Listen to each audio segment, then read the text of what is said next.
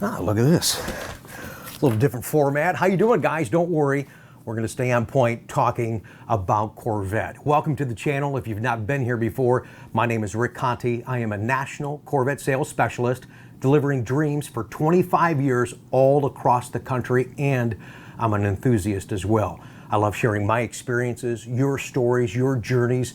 I love talking about this marketplace. I love talking about this car. And that's what we're going to do today. Your questions and answers. It's a Corvette Q&A on Coffee with Conti.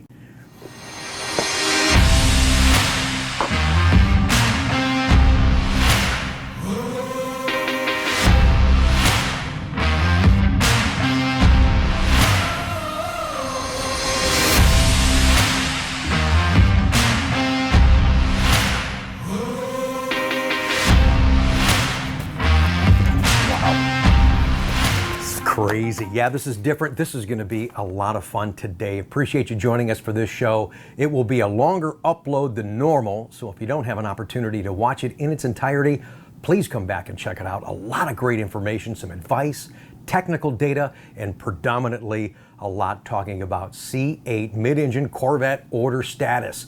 There's such a desire and such a demand for information. I'm going to do what I can to help you guys today, even on orders that aren't placed with me.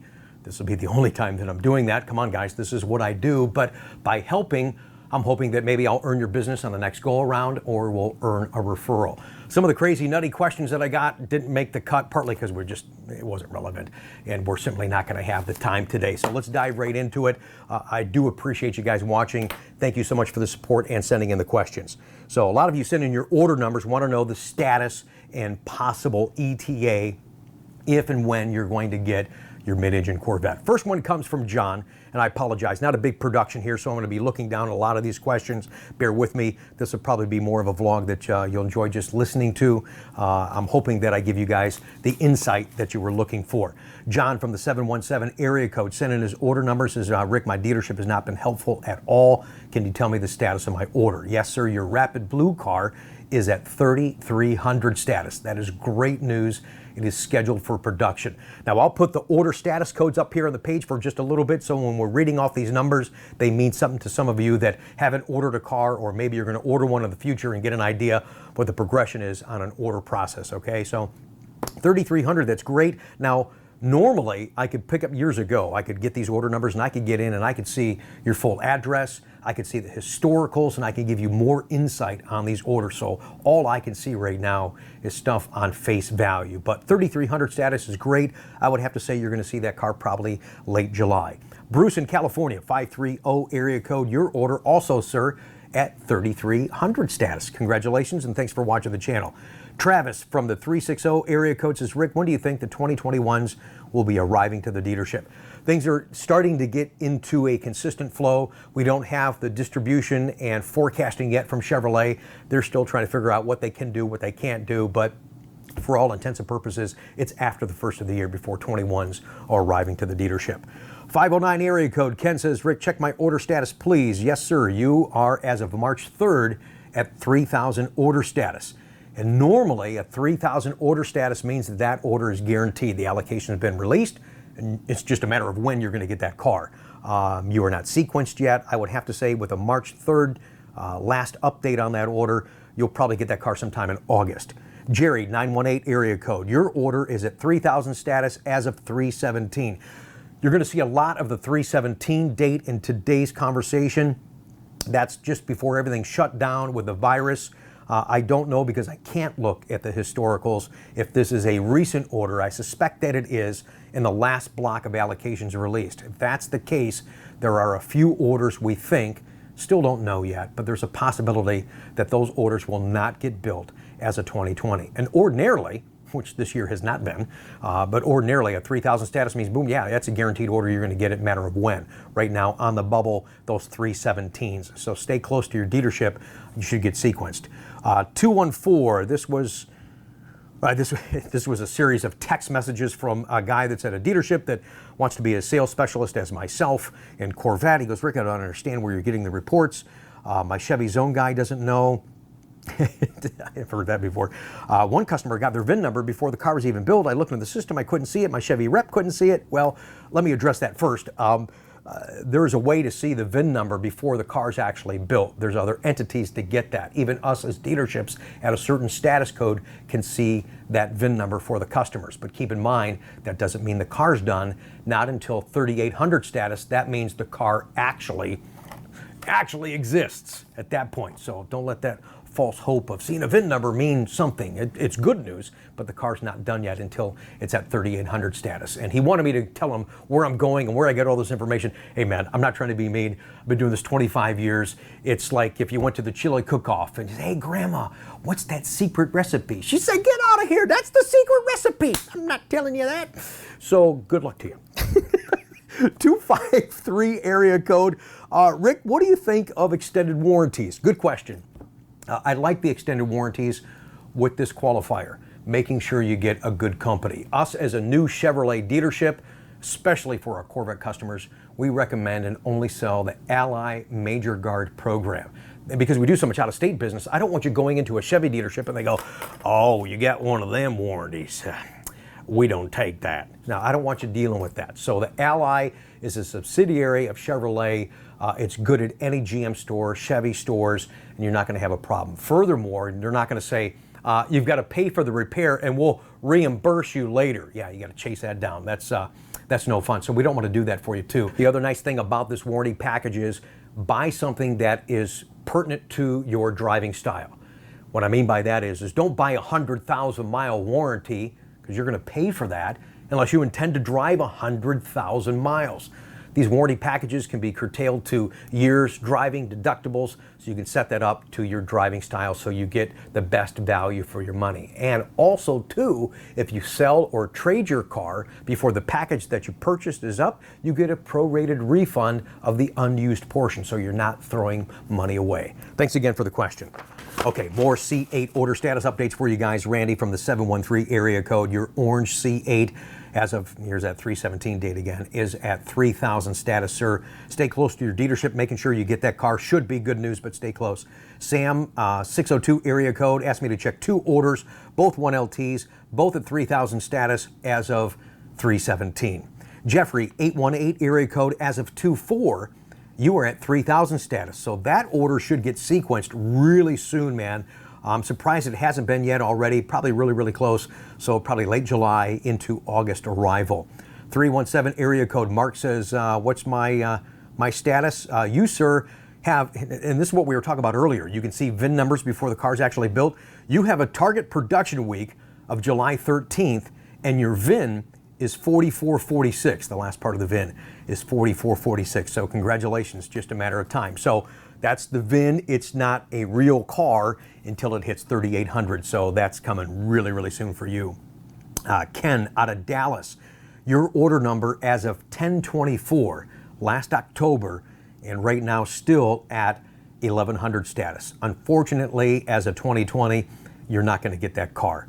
Get with your dealer as far as allocations and availability for 21, which we've not been given yet from Chevrolet.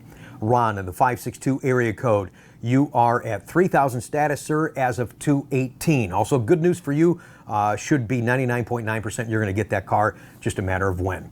Eunice and Adrian, you guys asked about a car from Florida. 1LT car is at 3,000 status as of 317. Juan in Texas, same thing for your 1LT, 3,000 status as of 317. So again, not able to dive deep into the historicals. I can't really give you any more insight other than the face value that I'm seeing and assuming that that is the last and most recent order cycle. So if that was just released from the dealer allocation before the pandemic stuff hit, then you got to stay close to your dealership, make sure you're getting that car. Reggie in Maryland, we've got good news for you, man. 3,800 on your C8 VIN 3422. Congratulations, enjoy the car. Mark in Arizona, as of March 5th, your convertible is at 1100 status, and you're not going to get that as a 2020.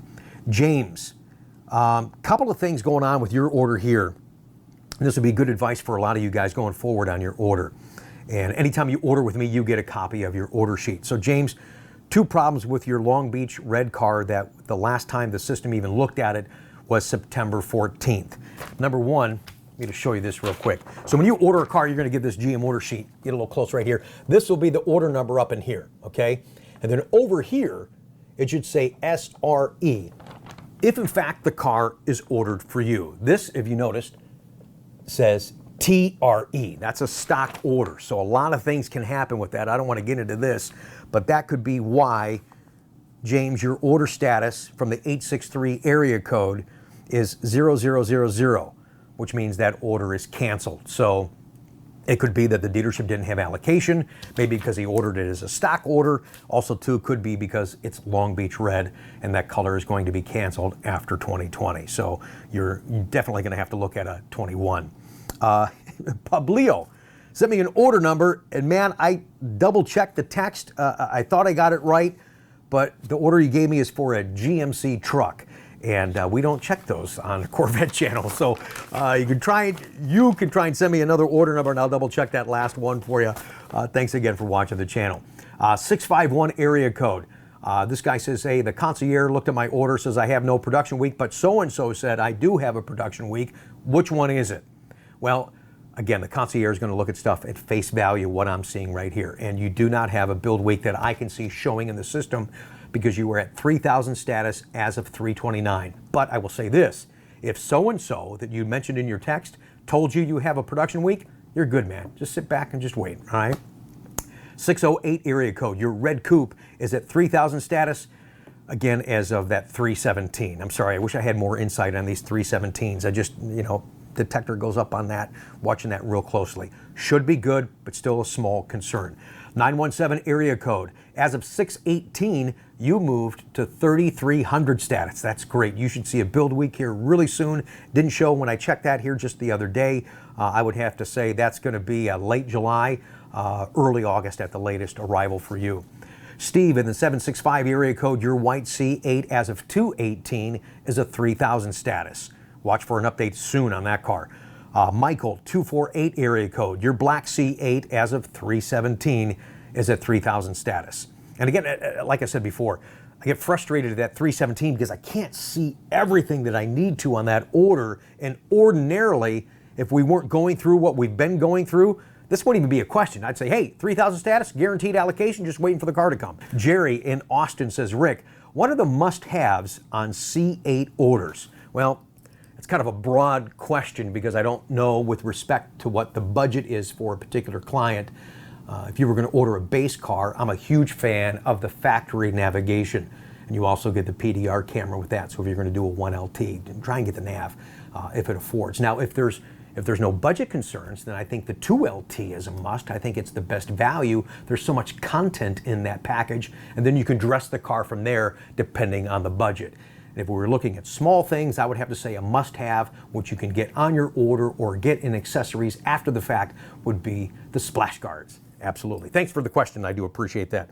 More order updates. 402 area code. As of March 3rd, your 1LT is at 3,000 status. It's probably going to be 3.3 doesn't concern me because it's not that 3.17 we've been talking about all day. I would have to say that's an August arrival for you. Oh, here's a good question. This comes from Simon in Michigan. He says, Rick, what's the number one thing you looked for in buying a used Corvette? Again, that's another broad question, but the fortunate thing for myself is I deal with so many Corvette people, I'm getting those type of good trade-ins that come in. And for the out-of-state business that we do, I'd love for you to see the car first. And many of you can't that we do business with. So I become your eyes and ears and look at the car and, hey, it's got this, it's got a rub here, got a rock chip here, a curb wheel here. That's why it's priced this way, so you know, and there's no surprises. You need to check out that type of thing. You need to have the rapport that we've established on the channel and from our local customers so you know what you're buying and it's justified on the expense. It's hard to do that sometimes and where you're looking at because the guy, it's the little old lady from Pasadena. Yeah, right, dude, come on, just tell me about the car. You really got to be careful. Get as much history on that car that you can. I remember, real quick story, I remember a guy that was looking at a car and he was driving about 5 hours to North Carolina. And he told the guy, hey, I'm coming such and such day, blah, blah, blah. Okay, great. So he gets there. The guy knows that he has an appointment. Car's not pulled up, not ready to go. It's out back. He takes him out back. The car's filthy. It's dead. He's got to jump it. And when he opens the hood There's sand and some small gravel on top of the engine. A lot of you guys know what I'm talking about. That's a flood car. That's when you pull your Forrest Gump and you say, you run, baby, I'll see you later. Oh man, there's a lot of that crap out there. So you really got to be careful. I think the condition of the car is one thing that you really do got to look for, and that will be justified in the price. You may say, hey, oh, well, the value is this. Hey, you'll pay good money for a clean car. That's what you're looking for, right? All right. Thanks again for the question. I appreciate that. Let's move on here. All right, and more order updates. This comes from Walt at the 215 area code. As of January 21st, your Elkhart Lake Blue car is at 3,000 status. So that's good news for your car. 832 area code. Rick, can you give us an idea on shipping costs from your dealership? Well, we're in central Ohio here, just outside of Columbus, and it's great because 70 runs across the state. And when we ship something from here to you guys, to your home, it goes via an enclosed carrier. So just to give you an idea, rough estimates here, Florida, depending on what part of Florida, can be anywhere from $1,100 to $1,600. Do a lot of business in Texas. $1,300 to $1,600. Arizona, about $1,700. California, we do a lot of business in California. That runs anywhere from $1,800 to $2,000. Washington State, $1,900 to $2,200.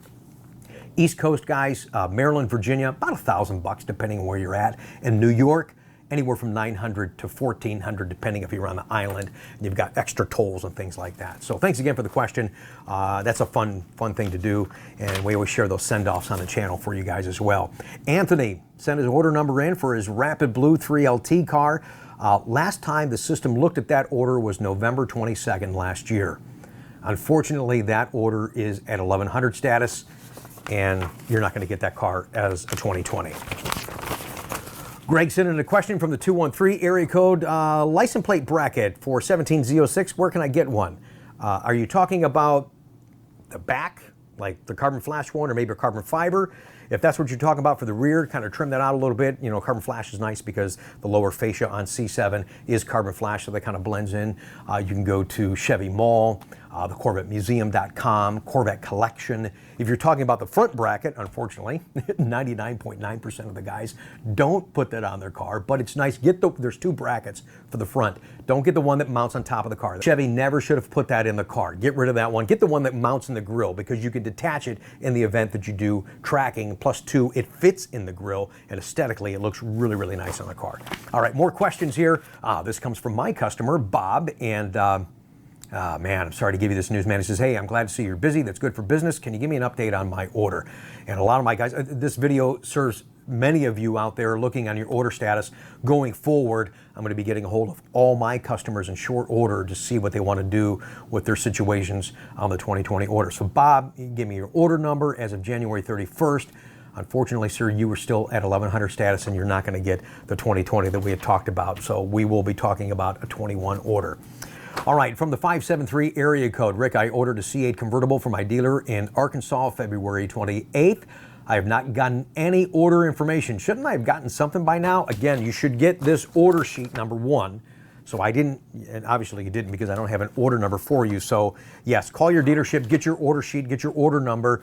I'll check that one last time for you to give you an idea where you're at, or have them check it for you to see if in fact you're going to get it. If they haven't contacted you by now, chances are you're not going to get that car. All right, here's one from Paul. It says, Rick, I got a question. I've been looking for an answer. I purchased a 2018 Grand Sport 1LT. Would like to know if I can get some of the OEM features like a 2LT installed on my car. Front cameras, heated memory seats, garage door opener, navigation, all that kind of stuff. Paul, unfortunately you can't, because that's a combination of software and hardware. Some of that stuff can be done aftermarket, but you can't get the Chevy parts to put on there. Here's a question from Dean. Rick, really enjoyed watching you every week. It appears you have excellent relationship with your Corvette master technician, Chuck. I've got a 2018 Grand Sport with ceramic brakes, magnetic ride suspension, which comes standard on Grand Sport, 10,000 miles on it. I keep getting brakes warn service popping up on the dash. Seems to pop up every time I drive it. Once I turn off the vehicle, it goes off my dash until I drive it again. I took the vet to the dealership. They said there's a bulletin out there, which there is. GM states there's a brake sensor wire that could be pinched. They checked, found nothing. They state there's no fix for this. They state my brakes look brand new. They just rerouted the wires? I knew this wouldn't be correct. It didn't correct the issue either. Just wondering if you or your master technician have had this experience before. Well, in regards to the memo and the bulletin on that, yes. There's an issue with the sensors, and the problem is the way those sensors communicate in the car, you can't nail down what sensor it is. So one goes bad, they all go bad. And what I would suggest is replacing the sensors. Unfortunately, you can't just replace the sensors. You have to replace the brake pads with that through Chevrolet. So get back with your dealership. This could be covered under warranty, if not most of it, and get that handled. New sensors, new brake pads, and you should be good to go. Here's a good question. This comes from Chris. Rick, I'd like to know if changing your own oil and fluids on my low mileage C7 would void the warranty, and do you need to document it? Absolutely. First and foremost, if you're going to change the oil, make sure you're using an AC Delco filter. If you had any engine problems in the future and you're not using that, Chevrolet will deny the warranty claim if you're under that window of warranty. And just make sure you're using, all the proper fluids, the Mobil 1, transmission fluid, coolant, all that stuff. Use all that, and most certainly keep your receipts. I know it's coffee with Conti, but I need a little water. Thanks for staying with us, you guys. I said if you can't watch this video in its entirety, come back and check it out. A lot of great information in today's show. Thank you so much for giving me the questions to answer for all of you. This one comes from Keith, talks about how much he enjoys the channel. Thank you so much. I wish I knew about you before I placed my order locally September 9th, 2019. I would have bought from you in a New York second. Here's my order number. I'm supposedly at 3,000 status. My question is, if I ever do get my C8, which is a museum delivery, can I drive my car to your dealership and have you guys do the ceramic coating? Number one, yes, Keith, most certainly you can. My cell number, I'll put up on the screen right now. Get a hold of me once you get your car, and we'll schedule that and be happy to do that and actually share it on the vlog. So you are in North Carolina. Good luck, because you are going to get that car. You should, man. You're still at 3,000 status, but you're, as of the last update in the system, January 21st. So this thing should get sequenced pretty darn quick. All right, you'll hear something from the museum probably first before you hear something from the dealership. Oh man, okay, this is going to be a tough one. This comes from Lance in the 732 area code. He says, Rick, being a new future owner of Corvette, I've been trying to educate myself on the world of Corvette and the ordering process. Your videos are both educational and entertaining for me. Please keep up the good work. Thank you, I appreciate that. I was hoping to ask you some straight up facts from an expert in the process who does not have a stake in making a sale. Not that I wouldn't buy from you, but I'd like to establish a sales and service relationship with my auto dealership. Well, let me just tell you something here. A lot of guys say that, but when you're dealing with a specialty car, sometimes it's nice to deal with guys in dealerships like ourselves that are specialists. And you shouldn't get a hassle when you go into service, because service is service and sales is sales. They're two separate entities. The guys in service, they just want to work on a car and get paid. Shouldn't be a problem. There are a lot of people that watch, that travel all over, know that we do a lot of Corvettes, know we have Chuck here, and they'll stop, even though they didn't buy a car from us, and have it worked on. It's not a problem. Shouldn't have that problem there. So if you're having a problem getting the car from them, just keep that in mind. But if things don't work out, I can change my mind about that. Oh yeah, thank you. Okay, before the COVID-19 situation set in, my wife and I decided to jump on the train and order a new C8. The car is incredible, and I couldn't let the opportunity to own a Corvette pass. I saw on the internet that 2020 orders were canceled, and dealers were taking deposits for a wait list on 21. I contacted my dealer where I just ordered a new Challenger Red Eye and was placed on the wait list for 2021. I was number 2 on that list. All good, except they are selling over MSRP. Sorry for the long email. If you're still with me, here's the question. The first dealer called me back in April and told me that someone had dropped out of their 2020 and he wanted my specifications to place an order. I sent him the specs and he placed the order. See attached. Well, here's part of the problem already before I continue reading. If he told you that in April, there was a memo in the middle of March that they weren't taking any more orders. So I think you know where this is headed. Being well after Chevrolet announced they were closing orders for 2020. Okay, so you already knew about that. So if you could, give me your opinion on the situation. I really do appreciate that. We're excited about this car. I don't want the process to be ruined by a bad order or sales experience. Lance, I looked at your order. I got your whole sheet right here. As of 4/24, you are and should be at 1100 status because Chevy said they're not taking any more orders, and that's where it's going to stay, 1100 status. So no, you're not getting that as a 2020. Maybe we can do some business in the future. Maybe your dealership can flip you to a 21, but that's definitely the conversation that you got to have. All right, here's one from Roger. Rick, I watch all of your videos and learned a lot about the mid-engine Corvette platform. I will admit I'm not a subscriber of your channel. I've never subscribed to anybody yet. Hey, thanks for being here. I do appreciate it. I ordered 2 C8s in late October because I couldn't make up my mind on which color I wanted. I later canceled one and kept one. I'm told my order number is such and such. That last could be a Z or a 2. I'm not quite sure. Can't read my own writing. I don't expect an answer. Don't worry, I'm going to get you one here in just a second, but we'll ask. Do you think that GM plans to build my car? I don't need a build week, estimated delivery, just confirmation that they plan to build and not shuffle me to a 21. Roger, last time the system looked at your order was December 14th. Your Long Beach red car is 1100 status. Sir, you're not going to get that car as a 2020, I'm sorry to say. All right, moving on. Here's one. It's titled Dealership Transfer. This comes from Eric. Rick, my wife and I love your vlogs. Thank you. Appreciate you being on the channel. My question is, I put down a deposit at a top 20 Corvette dealership in Southern California. $5,000 deposit, November 2019, Zeus Bronze hardtop convertible, currently at 1100 status. I understand my $5,000 is refundable if I back out. Double check your dealership policy on that. It should be up until the order is actually pulled and guaranteed. If you're at 1100 status, then yes, you should be able to get your money back. Is there a way that I can transfer my order to you without losing my deposit and get my place in line? And I did have to pay $2,000 over sticker. Okay, so here's the deal. If you're going to cancel, you're going to cancel. You start over with another dealership. There is no place in line. Each dealership has a different allocation quantity, different process, and at this point, we've already got tons and tons of people waiting in line, but there's a different distribution cycle about to come for 21, so it looks like you may have to jump and do that, either with ourselves, which I would love the opportunity to do. I'm going to send you an email on that, or with another dealership. You had mentioned nobody in the California area had any more allocations left, and you shouldn't be paying over sticker for the car. I don't have your order number, so I'm assuming what you told me, you're still at 1100 status. You're not going to get that car as a 2020 based on the information that I have right now. Oh, and here's a personal question. Hope you guys don't mind. This comes from Don. He says, hey, Rick, I hope things are well with the family. Don from New Jersey here, communicated before. Big fan of the channel. Thanks, I appreciate that. My question for you is, could you talk a little bit about your radio career? How you got started, stations you were at, maybe some air checks, blah, blah, blah. I'm a traffic anchor for News 12 in New Jersey and News 12 in Connecticut in the mornings, and also did a little radio myself. Don from New Jersey. Thanks, I appreciate that. We've got so much to cover, so I can't really go into that, but let me just tell you a little story, if I may. I miss being on the air in radio, and this all started, kind of a cute story, when I was a junior in high school. So I had to take this class, and believe it or not, I was very shy. So I'm looking at this, you got to check something in this box. I'm like, okay, what's the easiest class? Radio, TV, communications. Yeah, that sounds easy. I'll take that. First day of the class, I hope Chris Bennett is still with us. Mr. Bennett, you were awesome.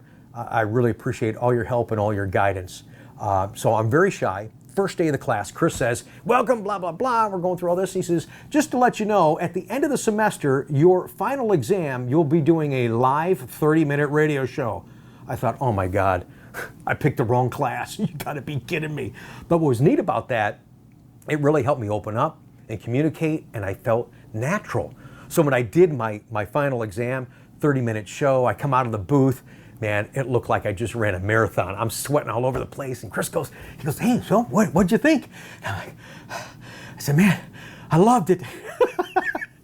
I felt so natural. It was really, really neat. And it just opened up so many things for me. Hence, we're here on YouTube communicating and just having a blast. Also, my first radio job was in town in Monroe, Michigan at Tower 98. So they liked me and hired me. I'm going to do midnight to 6 on Saturdays. I'm going to get paid. I'm like, wow, this is cool. I just loved it so much. They called me the radio rat. I just loved it so much.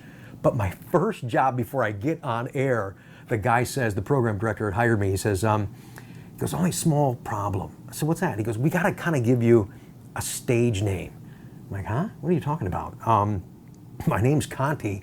I guess if you give me a stage name and I forget it and I say the wrong thing on air, I'm going to feel kind of awkward, you know? So, and I guess I've always been a smart ass, because I asked the guy before I'm even in the door. I said, can I ask you a question? Ron, do you use a stage name?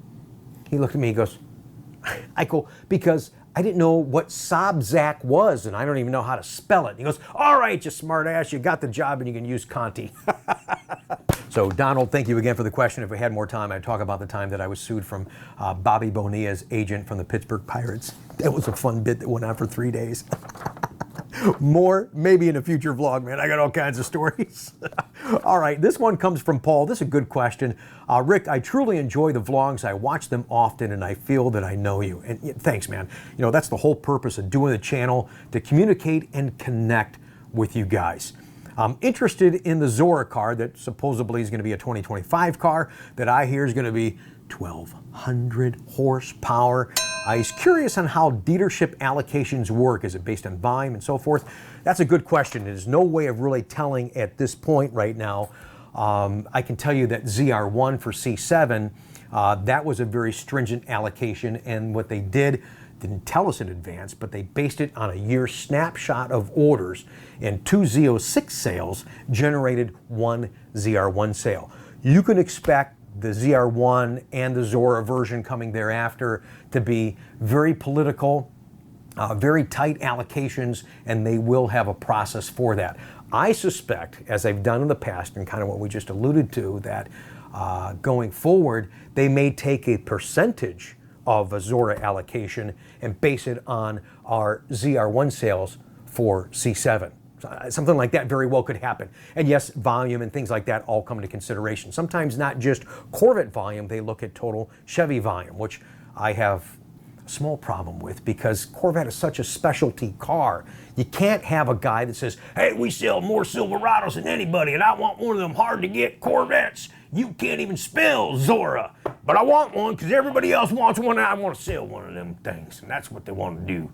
And that's not a good way to represent the car. So in the scheme of things, in the franchise of things, Chevy tries to play it safe and say, well, yeah, you sell a lot of Chevys and yeah, here you go, shut up. And unfortunately that happens. That's the politics that I don't care for. I think the specialty stuff, especially a ZR1 and a Zora, should be in the hands of your top performing Corvette dealers, regardless of how many Malibus that we sell, okay? So there you go. I think we've talked about that before. Moving on, a lot of Q&A today on Coffee with Conti. Thanks for joining us. I really do appreciate you checking back in or just hanging with us right now. Some of you guys just kicked out. I told you this is going to be a long one. That's why I got 3 cups of coffee. How many have you been through so far? Absolutely. Rick, help on my order, please. Greetings from Massachusetts. I've been watching your videos on YouTube. Thank you for all the information. I saw your video last Sunday and here I am. Here you are. My order number is blah, blah, blah. I was told by the dealer and the Corvette concierge that I'm at 3,000 status, but no further information. Roberto, as of 3/17, your Elkhart Lake Blue car is at 3,000 status. As we talked about earlier in today's video, not knowing the historicals on when this order was released, it's hard for me to project on when you're going to get that car. But being at 3,000 is really a good status because you got a real good shot of getting the car. If you were at 1,100 status, it wouldn't even be a conversation. Rick, here's a question for your Sunday Coffee with Conti. Please read, my wife is watching. Okay, man. Rick, we're based out of Providence and I love the show. I don't miss an episode. With all the madness going on in the world, it's one of the few vlogs that we look forward to and hope you enjoyed your staycation and are doing well. Would never have expected the GM stoppage, the pandemic, the strike, and all the other delays that we've been going through. Here's my order number, he says. I don't know the status. I wish we could have gotten a pat from you, but if you could give me an update, all I have is something from March 15th. Order number from Mike, yes, as of 3/17, you were at 3,000 status. So this is probably, you're saying you got a communication on March 15th. So if it was released in that middle of March, this is one of those most recent allocation releases that is on the bubble, as I say. You've got to stay close communication with your dealership to make sure when it's going to be sequenced. If and when you get this car, 99% you will. It's probably a September, October arrival. Rick, thanks again for all the shows. It's given us an insight on the C8 that we never would have gotten here in New England. Keep delivering those dreams. Thoughts and prayers are with you. Thank you, Mike. I appreciate the support. Good luck to you. This is a lot of fun. I wish we could have done the show actually live. Convertible order status, please, Rick. I became an avid fan of yours after I ordered my C8 convertible. Could you check my order? Order number blah, blah, blah. This is from Jerry in Alabama. Okay, you have a torch red coupe, It was ordered as a sold order, as we talked about earlier today. The last time the system even looked at your order was October 4th. Unfortunately, your order is at 0000. It is canceled. That car's not going to, I don't know why it was canceled. It could be the dealership didn't have allocation, whatever the case may be, but that order is not getting placed as a 2020, so you need to start talking about a 21. Rick, this is for your Q&A video on Sunday. Thanks for joining us. I do appreciate that, Chris. First, let me say I really enjoy the YouTube channel. Found you one of the best sources to find out everything that's going on with C8. So thank you for putting in the time to share your knowledge with the rest of us. I have a C8 order with a local dealership in Virginia. Currently own a C7 18Z06. Plan on trading at the time of delivery. My question is, with the dramatic change that C8 brings to the Corvette lineup, economic conditions, blah, blah, blah, blah. Okay, so basically he wants to know if he needs to sell or trade the car now. It's hard to trade the car now because if you've got a state that you get a tax credit on your new car, you could lose that. So it's really hard to say. We talked about this earlier as far as, you know, buying and selling cars on your own. You got to be really, really careful. Maybe the dealership will take it from you now at a said price because the market right now in June is at the height. By the time your order would come in, it may be too late in the season, which will directly affect a used car. Used car stuff moves so quickly. Every couple of weeks, values are all over the place. So you really need to evaluate where you're at financially and what you want to do. It's no fun to be vetless. I'm sure you've got other vehicles based on where you're at. So you really need to take a look at that and decide what you want to do. I don't think, because it's such a drastic change going to C8, don't worry, there's going to be a drop into C7s, but that C7 is still going to be highly desired and sought after, okay? So don't even worry about any of that. You're going to have a car, it's a good clean car, low miles, equipped right, good color, you're going to get what you need out of the car. So maybe look at what you want to do with that right now. But your order as of 3/17, you're at 3,000 status, you're probably a September, October arrival. That's when that market really kind of goes quiet just a little bit. It's really two different marketplaces, the used versus the new, and the used, it just goes like that in the fall time all over the country. So take a look at your situation and see what works out better for you. So hopefully that advice helps you just a little bit.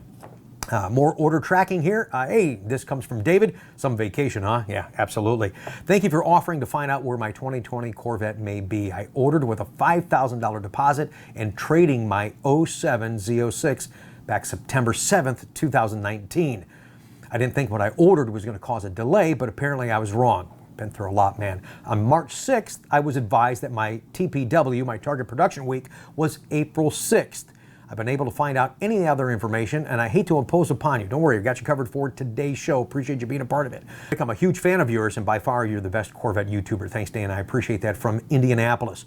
So you have a status of 3,000 as of 3/17, but if you didn't tell me what you told me, I would have a different answer for you. It would be the same thing we're talking about on those other 3/17s at 3,000 status. But if you already had a build week assigned of April 6th, which I've had people in the same situation, you're good. You should be sequenced very soon. A couple of my guys that were in the same situation, they're getting cars built in July, late July, cars arriving early August. So stay close to your dealership.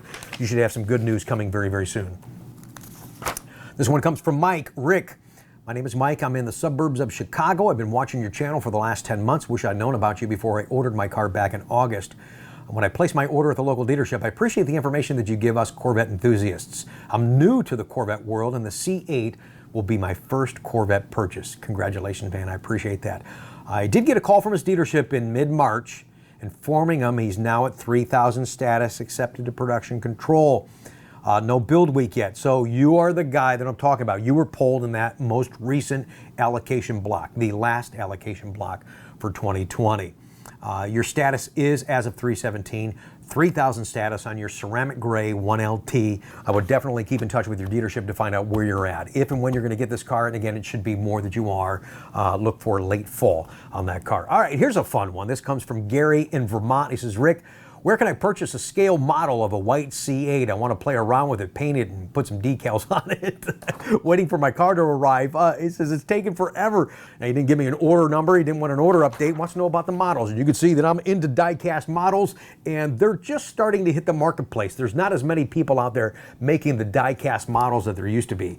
I'm hoping that UT models comes out with something, because they do great quality. But check places like Chevy Mall, the Corvette Museum website, Corvette Collection, mintmodels.com. And I know that Sam's Club is going to get an exclusive C8 anytime. Costco's is going to get one anytime. There's 4 C8s already done. I forget the colors off the top of my head. I'm sorry. I think there's yellow. I think there's yellow, orange, gray, and a red one or a black one. I apologize, but I'll be shopping at Costco's and what have you, and share some giveaways coming up on the channel. All right, so let's take a break here real quick from me reading some of your questions. We've got a lot more to go. Thanks again for joining us on this special Q&A session on Coffee with Conti. Let's get into some technical stuff now, and involves certainly our Corvette technician, Chuck Metz.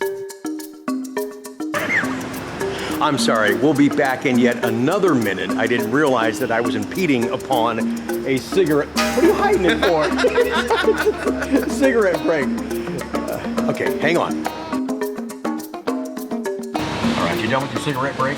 Finally. All right, welcome back. Welcome back, everybody. Q&A continues here on our Coffee with Conti. Thanks, everybody, for joining us. Thanks for all these questions. Hopefully they help you directly, as well as other members that are watching within the Corvette community. All right, this one involves you. This comes from John. John, thank you so much. He says, Rick, first and foremost, happy Father's Day. You too, sir. Appreciate that. Indeed, Ryan and Nicole, my kids, he says, are gifts from God. Enjoy the kids while you can, while they're still at home. Here's a question. I own a brand new 92, 96, and 2001 Corvette. Unfortunately, I was snake bitten with roof leaks, pillar leaks on all 3 cars. I tried silicone grease, I tried new seals, got frustrated, and I left the Corvette world for 20 years. I'm now enjoying a leak-free 17 Corvette Grand Sport. Ask Chuck if you could please, should I use silicone grease on the seals now? Is it even necessary? What do you think about that? I always known that you've got to condition those seals, because over time they're going to dry and they're going to crack, but it's, you know, so I think that goes without saying. But not only do they dry and crack, but especially on the removable roof, the debris and dirt's all constantly going over the car. The debris and dirt works its way down in between the seal and the roof. Then it can start, it sounds like a rattle, but really it's an itching sound or a creaking sound, and it's the top moving on the dry seals. And it's very possible that that's all wrong with it. So. You should treat the A-pillar, stuff around the doors, your hatch, all that area. Now, he mentions the Good Wrench silicone grease, but you were telling me off camera you prefer something else. So check this out, guys. Yeah, this is what I like to use. It's water repellent AC Delco dielectric grease. Okay, got that, guys? But whatever you're doing with your GM cars, I definitely recommend a GM product to take care of it, because you know what? This stuff's made for your GM car. Fantastic. All right, one more quick one for you. Thanks for taking the time to do this. Always love having Chuck on, talking Corvettes, and we just have fun talking with you guys. Rick, this is a question for you and Chuck. Run flats or standard tires? What do you prefer or suggest? If standard, is there a fixo flat that you would recommend? My C5 has standard Pilot SS's, and I get concerned at times that I'm going to be stuck and stranded waiting for a tow. Is there a conventional spare available in case I do a road trip? Well, that's part of the value story of having run flat tires, is we pick up all that space in the back, so we have a user-friendly sports car that is a sports car, but that can be taken on trips that many of you do. If you don't, you need to get out there, drive, and enjoy your car. And if you put a spare back there, then you lose all that space. But fix a flat, you were saying before too, fix a flat is, whatever it is. But I personally say go with the run flats. They've gotten better in technology. They're not as stiff as what they used to be, but they're great value, because if you don't have one and you get a flat tire, you're gonna need a rim. Right. So I think you feel the same way. Oh, absolutely. Run flat will get you to the next repair facility. A non-run flat, you're on the side of the road waiting on a truck. Yeah, and you could cause other damage too. What's nice about that, when the tire goes flat, you still have control of the car. You get a totally flat tire, you're gonna lose control of the car. Now it sounds funny, in a run flat situation, you hear the air bubbling around in there, but it's got a self-supported sidewall. So the car's, sorry about that, the car's not running like this, but it gives you ability to control the car, drive to a destination that you'll be safe, and then you can deal with it either immediately or the next day, all right? So I think we both agree, and I think anybody else watching right now is, hey, run flats all the way. Michelin's, if you can. That's just my personal preference. Yeah. I love Michelin tires. Fantastic. All right, thanks again for taking the time. Always good talking to you, buddy. Good talking to you guys. Real quick before I get out of here, remember last week when I was talking to Chuck and I mentioned the ZR1 and he got all giddy and got excited? He just asked me, he says, hey, we got any C8s coming? And I said, yes, we do. And I missed it because I didn't have the camera on. I missed it, but I told him, I said, yeah, one of the cars we got coming is a Zeus Bronze. And his face was, I love that color. I know, we were in Nevada in December. Well, yeah, I mean, when they had brought the truck around, you're looking at a little piece like this, and you're going, yeah, I don't know. You see that color on the whole car, you're like, oh, yeah. Yeah. Oh, yeah. All right, more on that car, the Zeus Bronze, and more C8s as they arrive. All right, wait a minute, sorry guys, we actually have 2 more for Chuck. Oh yeah, I love Laguna Blue with the silver stripes. Hey buddy, I got 2 more for you. All right, glad to involve Chuck, and thank you again. 2 more for you, buddy. This one comes from Ron in Erie, PA. He says, Rick, a quick question for your Q&A session on Sunday Coffee with Conti. I've seen this question elsewhere, but never got a good answer for it. My 2015 Stingray, the car does not recognize when the driver's door is open. This affects the window indexing, exit positioning, steering wheel, seat, radio, etc. Now, if you didn't say window indexing, I would have said it was something else, could be one of 2 things, but it's not. And I know you can help this guy. Right. I'm guessing it's due to the defective door sensor, but I've not been able to find an answer where the sensor is located. If it's easily accessible, I'd like to replace it myself. Can you help me find the door sensor? All right, Chuck, what do you think? Well, unlike cars of old that had the door latch and then a separate switch for the door opening and closing, GM's incorporated them together. So the door opening is now part of the door latch itself. Okay, so right in the door jamb there, it's inside the latch. Yeah, inside the latch. It's part of the latch assembly. Now, as far as him getting to that, well, you got to take some trim panels out, move the seat all the way up, take the carpet loose from the back because it unbolts from the door strip and then falls inside. You have to take it out from the inside. Okay, all right, Ron, good luck with that. And it could be not just only a door latch, but you have to realize all that wiring comes through the door and goes through a pass-through to the body. So you're constantly opening and closing the door and working that wire pass-through. It could be a wiring issue.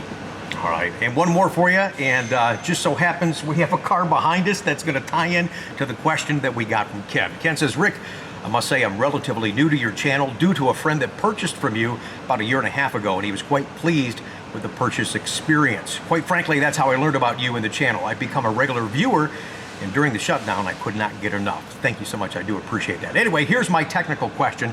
I have a 2015 Roadster, 4,200 miles on it, and most of its life and operating temps. As you come to a stop, there's a hot oil smell, not a burning oil smell, no leak, no sign of oil underneath the car, no sign of anything else other than a smell. I've returned it to the original dealer several times and no avail. All right, you and I talked about this off camera. There could be a number of things, and actually, like I said, might even be relative to what's going on with the car behind us. Yeah, I've seen, a couple different things. I've seen oil drip out of the oil box. Okay. I've seen the belt tensioners rupture. That's now instead of a spring-loaded tensioner, it's now a hydraulic tensioner with hydraulic fluid in it. The other thing I've seen is some guys change oil, or they take it somewhere and have the oil changed, and I'm not sure about yours, if it has an oil cooler right beside the drain plug. When they take that drain plug out, it splashes up on that oil cooler, so you don't really get a burning smell, you just get a hot smell, hot oil smell. So it could be that. Same with the hydraulic too. Sometimes as that gets hot, that will simulate, you'll think it's a smell of an oil burning. Right. And it's actually hard sometimes if you're only, like Chuck said, you're only looking in one area for it. Let's take a look underneath this car, talking about how oil could get back into the air box, and talk about that tensioner too, where you might see some of that oil leak. And on a 2015, we've got, what, this is a 14 behind us, isn't it? I think so. Yeah, very well could be the tensioner that you're smelling. If yours has it, this is what I was talking about. This is the oil cooler. Okay. The coolant runs through this as well as oil, and it helps cool. That's why it's hanging down. What happens is a lot of times this drain plug gets taken out and oil gets splashed up in these fins, and it kind of stays in there.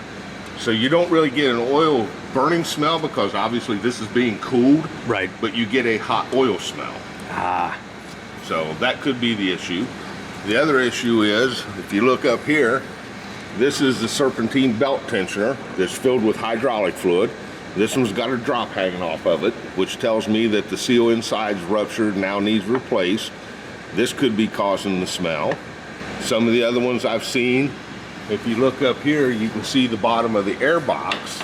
And that usually happens, I know that only seems to happen if somebody's really running it hard. Yeah. it pushes it out the air box. So those are the three things I've seen as far as oil smell and oil. Yeah, it could be three things he's not looked at yet, so that Very might well just help could him. be. All right, all right. That's the whole purpose of our Q&A today. Thanks for joining us again for Coffee with Conti. We've got a few more. Don't go anywhere. All right, welcome back, you guys. That was a fun segment. I know you guys enjoy the technical stuff. More questions on our special Coffee with Conti. It's all Corvette Q&A. This comes from Jim at Jim's Detailing. My question is, how does GM decide the allocations for each dealership? And do you feel strongly that all allocations will be built? Well, we've been kind of talking about that today. Allocations are determined by a number of different things. And no, I don't think all allocations will be built. The problem is people will get this order number and think because they get this order number, that means they've got a car coming. The 1100 status we're talking about, that's where a lot of these are still sitting, and that's where they're going to remain. Once it's released, then it becomes a live, real order. So there's a false sense of security by getting this sheet. It's important to know where you're at internally with that. So allocations are determined each model year, each generation is different. That constantly changes. Being a big volume Corvette dealer is a big plus, not necessarily just a big Chevy dealership, okay? And that's what's neat. You have some specialty dealerships that will rise with Corvette sales. They're kind of what they, in Chevy's mind, they're called a boutique store. They don't really sell a lot of other Chevys, but they sell a lot of Corvettes. So I think more importantly, you need to be hooked up with a specialty dealership like ourselves. We've been in the top 5. We're still top 10 nationally from right here in Pataskala, Ohio. God bless the internet, I always say. It's great to have you guys with us. All right, we continue. More questions. Appreciate everybody sending these in. Some of the great feedback. Really do appreciate that. This one says, Rick, I'm not one of your customers, but I do watch the videos religiously. I ordered my 2020 from a local dealership here in Dallas, not knowing the difference in customer service that would be required for the roller coaster ride that we've been going through, waiting for our cars. I just want to say thank you for what you do. I wish I'd known about you before ordering my Corvette. I would have certainly ordered from you. You have definitely helped keep the excitement together through all the ups and downs with your information. It's my first Corvette and a reward to myself for accomplishing some hefty goals in 2019. Hey, congratulations. That's what this car's all about. You, your accomplishments, your reward, and finally, your Corvette. Gerardo, thanks again for the email, and I do appreciate it. He said, I did hear from my sales guy, I'm at 3,000 status, but Rick, can you tell me what the ETA is of my car? Unfortunately, I cannot. We talked about this earlier in the show today. I can't get into the historicals as normally we used to years ago. Yeah, you're still at 3,000 status as of 3/17 on your, what do you got, ceramic gray car with black Trident wheels. Wish you a lot of luck on that car. That's going to be a beautiful car. Those wheels look great on ceramic gray. More Q&As right here. Rick, I am 70 years old, luxury oriented. My main focus is a comfortable ride in the C8. The question is, will magnetic ride give me a more comfortable ride versus the standard C8? I can't justify the price. Give me an idea. This comes from Dave in Tennessee. And it's almost like the scenario that I've talked about with people on the lot that come in with a Lexus and they'll drive Corvette. And they're like, that's not really the ride that I thought it would be. Well, you have a luxury car with some sporty features. Corvette is a sports car with luxury amenities. There's a big difference. So if you didn't get a chance to see it, I'll put a link down below in the description. I drove, the longest I've ever driven a C8 was to my customer, Roger and Pat in Northern Ohio. Put about 170 miles on the car. Regular Stingray that comes with the all-season tires. Did not have magnetic ride. You can get that as a separate entity now in 21 on the regular Stingray. You have to get it. You don't have to. I suggest that you get it on Z51. That's the only way it's available right now for 2020. In Z51, a little bit more performance oriented. But for the most comfortable ride, I would say either go base Stingray for 21 or go base Stingray and add the mag ride. But the base Stingray that I drove for 2020, man, I love that car. That car was fantastic. I can't imagine it riding any better than what that did. So hopefully that gives you a little direction where you may want to go with your C8 Corvette. Uh-oh, guess what time it is? Time to check more orders. The daily double sound, I love that. All right, Rick, please check my order status. I ordered in September. George, your order number for your Elkhart Lake Blue 1LT, as of March 3rd is at 3,000 status. Oh, you're gonna like the answer to this question. When will my car be built? Rick, I love your vlogs. I didn't get to know you until after I had ordered my C8 locally. Can you tell me the status of order number such and such, Long Beach Red 2LT? Yes, I can. As of 6/19, your car is at 3,800 status. Yes, it is built. It is alive. Congratulations, Sandy.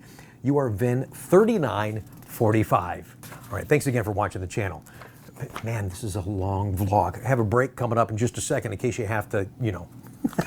All right, this question comes from Dennis. Rick, those that have requested a 2020 model year from you and didn't get one, will they be placed ahead of the people waiting for 21 orders? He goes, I think this is only fair. Yeah, that's probably going to be the case. I still have to communicate with all those people that we have that are at 1,100 status. We've not yet gotten distribution or allocation information from Chevrolet. The second shift is not working yet. That's going to change all the matrix and all the distribution, so stay tuned. We'll let you guys know what is going on. Earl says, Rick, you may want to talk about the subject of timing of accepting 2021 orders. There's a lot of BS out there. There really is, and as we said earlier, Chevrolet has not told us when that's going to happen. The order guide, as far as small little details, can't wait to find out more about the special edition we've got coming. That's going to come out on July 13th, so stay tuned. We'll have a link and a PDF for you guys on that. And I would have to assume that once they get back to work in that middle of July, we'll start to get some communication on when orders start going into the system. Just initial preliminary orders. Then we'll start getting distribution information as far as releasing allocations, and we'll start the whole process all over again. But once that gets rolling, we're going to keep rolling. So that's the good news. So stay tuned for that. Rick, what is the status of my build? I follow your vlog, truly enjoy the updates, love the passion you have for Corvette. I watched your vlog last Sunday and saw that you, although reluctantly, may have the opportunity to check on the status of my Corvette order, although not ordered through your dealership. If you have time, please check my status. We're going to do that for you here in just a second. I would truly appreciate it. However, I do respect the fact that your customers come first, and that's the way that it should be. I did receive a call from the Corvette Museum on June 3rd confirming the engraving of my personalized plaque. Hey man, you're headed in the right direction. Your order number, the last update I have, Larry from Michigan, as of 3/17 is a 3,000 status. So this bucks some of the 3,000, 3/17 dates that we've been talking about. Because you got the communication from the museum, you should be in really good shape. I don't think you will get this car till probably August or September on your $91,375 convertible. Enjoy the car, man. That car is going to be hot, I'm telling you. Hey, you know what? Real quick, let's take just a small break.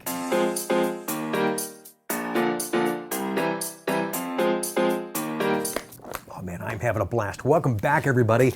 It's Corvette Q&A today on our Sunday Coffee with Conti, and we continue. Thanks for participating and sending in all these awesome questions. This one comes from Ron. He's asking about the C8 Corvette and if the engine appearance package, the lights that you get in that package, if they stay on when you're driving the car. No, sir, they don't. They really shouldn't, because they'll cause a glare back there, and that could be a hindrance while you're driving. When you walk up to the car at nighttime and you hit the unlock button, then they illuminate. It looks really cool, but they only stay on for a very short duration. Q&A question for your Sunday vlog. This comes from Kurt. Hope your vacation was going good. Thank you, appreciate that. It was okay. It's good to be back though, it really is. I never hear anybody about doing this. Can you lease a C8 or even into a 2021? You can lease these cars. There's not a leasable package. The problem with a lot of that is people will see one $70,000 car advertised at the lease special. Then you look at Corvette, well, it's $70,000. How come the lease price is so different? Well, if it doesn't have a supported residual, the lease in value, and how they calculate the leasing, then you're not going to get the lower payment that you saw on this car. So there's a big variable in that right now, and I haven't, for a long time, I haven't seen any supported rates really on leasing. I remember when C4 was exiting, getting ready for C5, that was probably the best lease they ever did. I forget what the parameters were, but it was something to the effect that, you know, a little bit of money down in a 2-year lease, and you were like $300 or $350 a month. And it was great because it gave you a chance to move out C4 stuff and then transition into C5. And they've not really done anything that aggressive ever since. All right, here's an order inquiry from Mark in California. Rick, I love the channel. I'm a subscriber and I never miss an upload. Thanks, man. I appreciate you being here. Like so many others, I've become very discouraged with all the issues that have come up with the C8 Corvette that I ordered last August. I've decided to take you up on your offer for this morning's Coffee with Conti and take a shot of being selected to have my order checked. Last he knew, he was at 3,000 status as of February 1st. He's not gotten anything from the concierge. Well, I've got an update for you, sir. Your order number as of 6/18 is 3,300 status. That thing is sequenced, man. It is coming. He says, hey, Rick, thanks for being a great ambassador for the Corvette brand. It is my pleasure. I am truly passionate about this car, and I love the customers that buy it. You're in good shape, man. You should get your car, best guess, early August. All right, congratulations, and thanks again for the support of the channel. And more order updates. I told you that was going to be predominantly the focus of today's show. That shows you where the pulse of the marketplace is right now, wanting to know what the heck is going on. Will, thanks for sending this in. He says, I hope I'm lucky to get selected. You were. Your order status as of March 3rd is 3,000 status. So that's good. It's not into that March 17th stuff that we've been talking about all day. You should be in pretty good shape. I would have to gather that's going to be a fall delivery from you. Here's one from one of my customers, Robert. He says, Rick, can you give me an update on my C8 order on your website, which I have a tracking page to keep you guys informed while we're still trying to do regular business and let you know what's going on with your order. He goes, mine still shows at 1,100 status. I'll be talking to you soon because that order's not going to get placed. You were set to go in the very next wave that didn't happen after they shut everything down in the middle of March, and he's concerned why other ones have been placed before him. You know, there's allocations, there's other people that weren't just my customers in the dealership had to be placed, there was constraints, so that's why that didn't get placed. You were right there to get placed for 2020. You and I will talk about a 21. You will go to the front of the line for that. So more conversations, and thanks for hanging in there, man. There's a lot of these situations, unfortunately, that we're having discussions about. Wow, what a show today. Thanks again for watching. So far, you guys are coming back to finish up this particular Corvette Q&A on our Coffee with Conti. Great to have you guys here. This one comes from GT in Florida. It says, Rick, I love your show. By far the most accurate, latest news regarding Corvettes, bar none. If you have a moment in between, I would be grateful for my order status. It's a convertible, and the news thus far has not been going so well. It's been bad to worse. I heard from the concierge 2 weeks ago. I was at 3,000 status. I've not heard anything else since. Well, as of 3/17, you are at 3,000 status on your Rapid Blue convertible. I'm not sure when it was placed. Keep in close contact with your dealership. I know convertible production has been moved back just a little bit into that mid to late August. When they're going to start actually doing retail convertibles. So you should hear something real soon. That's probably going to be a fall arrival for you and will be a great looking car. All right, this question comes from Jed in North Carolina. Thanks for watching the channel. Their area has a sales tax of 3%. How does sales tax work? Me buying a car from North Carolina with you in Ohio. Great question. Some states we deal with are reciprocal, so we're required to collect a certain percentage of sales tax. Most states, such as yours, we do not collect the sales tax. You would pay that at your DMV when you register the car. We give you a 45-day temp tag, so you don't really have to go down there and hassle with it. But states like California, their taxes are all over the place. Some are 8%, some 8.25%, some 10%. California, we have to collect 7.5% of the tax. Then when you go to register the car at the DMV, you pay the difference of that tax amount. So I hope that helps you just a little bit. You don't pay double tax. You pay the tax that you normally would whether you bought a car in North Carolina or you bought it here in Ohio. And that's the same all the way across the country.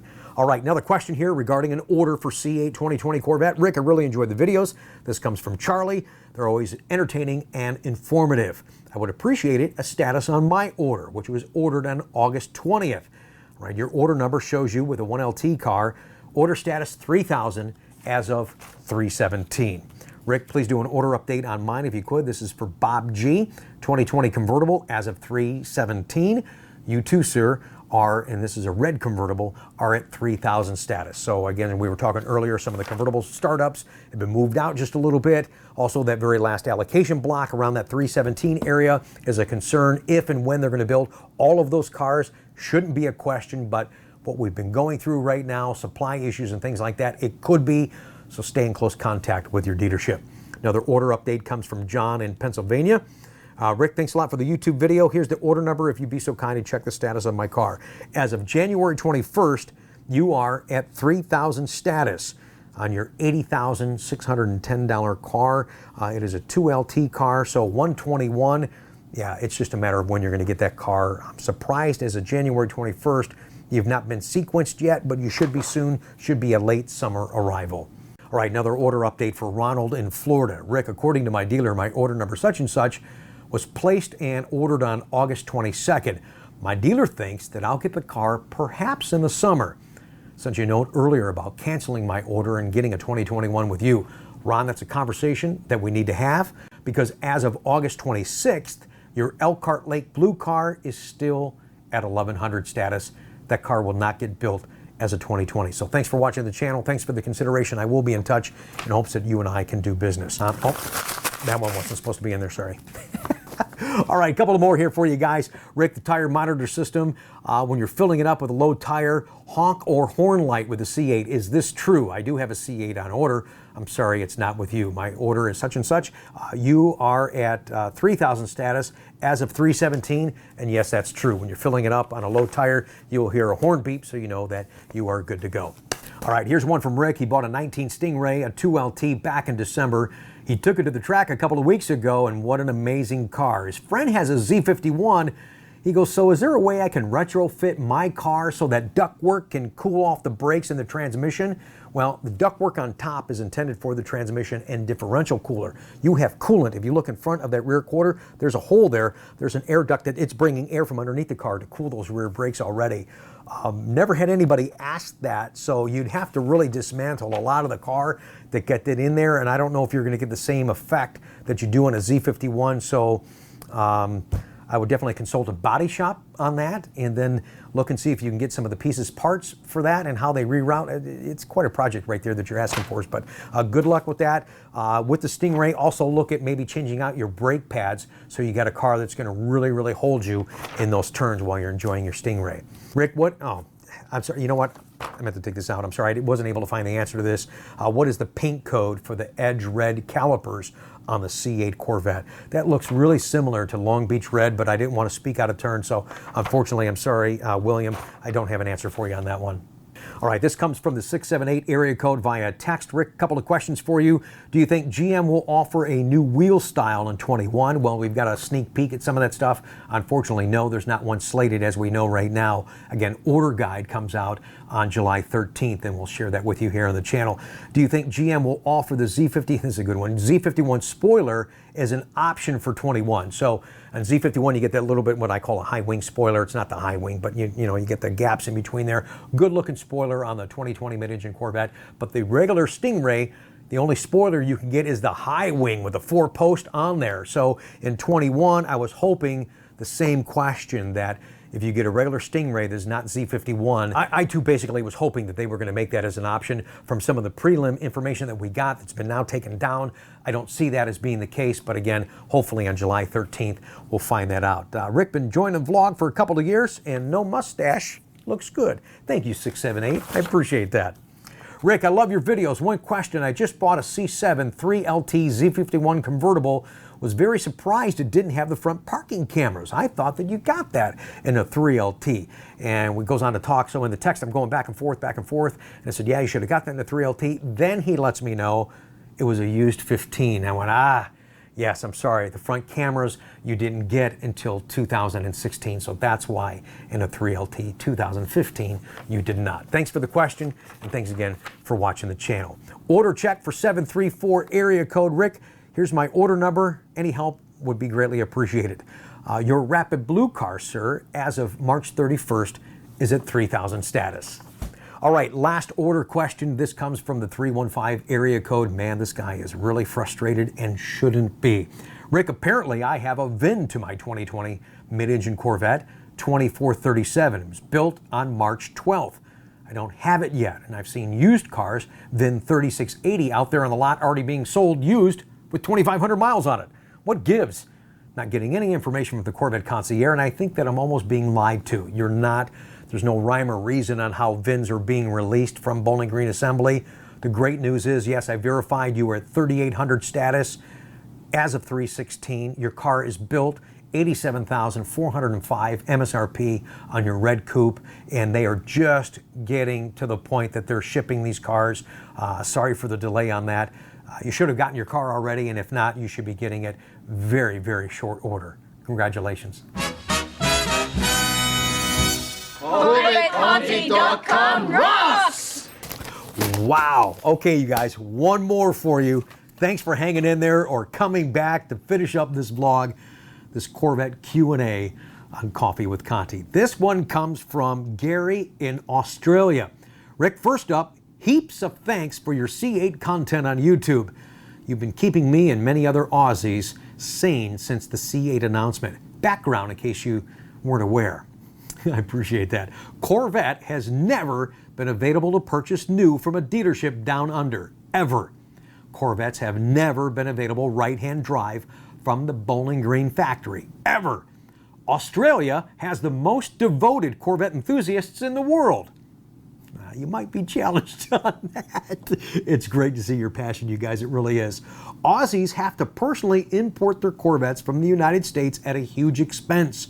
My mate bought a 09 ZR1 back in 2009. It ended up costing him $330,000 Australian money to put it in his driveway after 15 months of effort to convert it to a right-hand drive. I've personally imported 3 Vettes myself, 2 65s and a 67.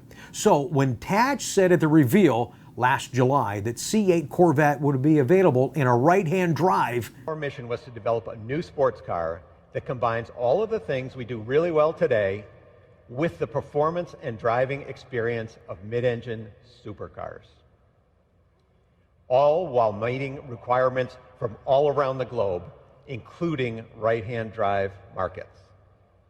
That was news right there.